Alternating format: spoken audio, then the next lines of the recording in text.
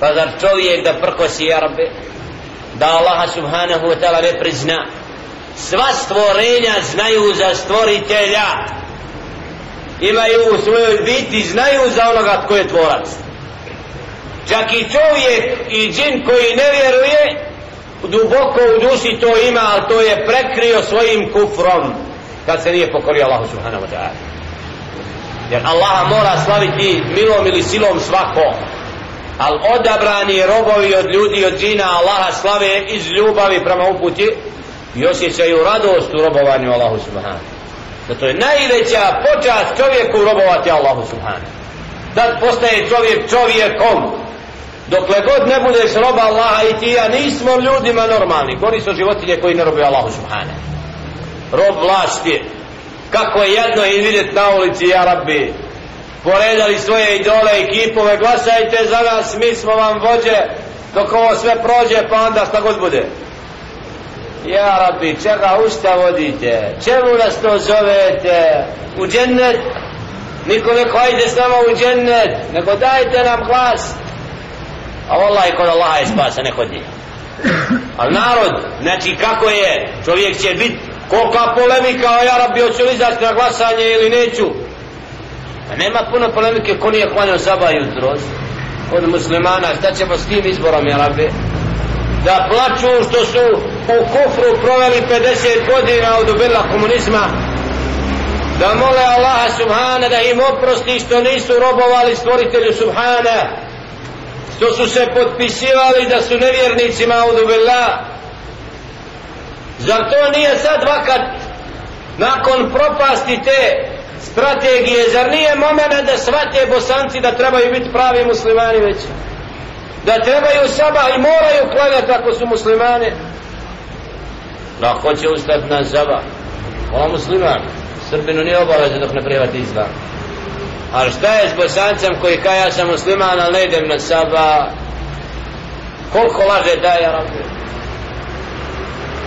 Znači lažno vjerovanje i licemjerstvo duboko je ušlo i ljudi misle da su jaki i dobri muslimani, a nisu svjesni koliko su daleko od pravog pravca kojim treba da se okiti pravi musliman. Da zavoli ibadet, da voli sabah, ja Rabbi, da se raduje jutru, jer je to poseban period gdje se Allah slavi wa Kur'an al-Fajr. Učeći Kur'an, sinoć te ajete čitamo, ušli u mesčid, klanjamo sabah, imam uči na prvom rekatu wa Kur'an al-Fajr. Allah uči nama Kur'an najutru posebno, budi s Kur'anom najutru, zikru, uđi prvi u mesčid, uči posle sabaha objavu dok sunce se ne pojavi, klanjaj salatu duha, onda si jutro normalno kao musliman započeo. A bježat od Kur'ana jutrom, bježat u postelju, audu bila nakon noći, znači živjeti u gafletu i zarobljen od šeitana i njegove vojske. Takvog treba osloboditi robstva i okova i sinđira kojima je šeitan ga uzeo sebi kad nije u stanju da bude na sabahu normalni.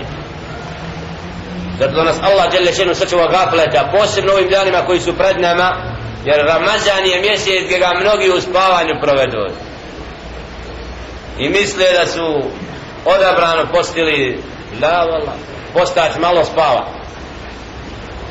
Iskoristi taj mjesec da bude od onih koji će u džennetu naći svoje mjesto, inšallah ta'ala.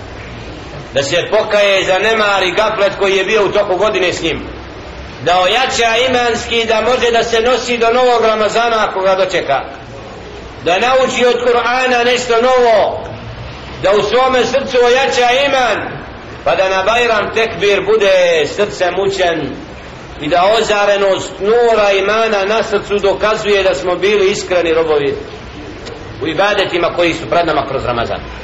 Noć Lejletul Kadra i slično, zaista koji ne iskoristi tu priliku, on je gubitnik i propadnik. Zato molim Allah subhanahu wa ta'ala da ovim zadnjim dersom u ovom terminu prije Ramazana postaknem sebe i vas na iskrene istinske pripreme ka iskorištavanju vremena u Ramazanu, da budemo od onih koji će napraviti preporod u svome srcu, da priđu Ramazanu onako kako ga treba dočekati i da naprave promjenu u odnosu na prošlu godine prije nas, da budemo bolji u ovom Ramazanu nego u prošlom. To je osobina odabrani, da ide naprijed, a ne da se vraća nazad, jer to je ono što je pred nama i što nam Đelešanu daje od počasti. A ko će sutra dočekat, ko će umrijeti, ko neće, nismo svjesni kako je smrt blizu kraj nas.